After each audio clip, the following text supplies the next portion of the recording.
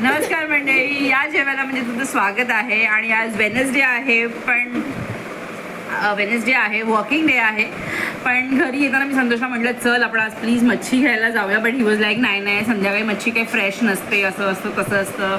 But then after my long silence he could not resist and मग तो मला घेऊन गेला मच्छी बाजारात.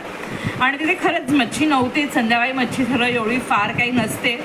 But something I got that was छोटे छोटे हलवे मला मिळाले.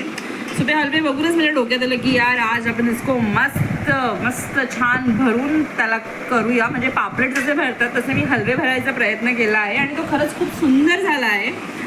So let's go on my plate. आणि माझ्या प्लेटमध्ये आहे आज मस्त छोटे छोटे भरलेले हलवे.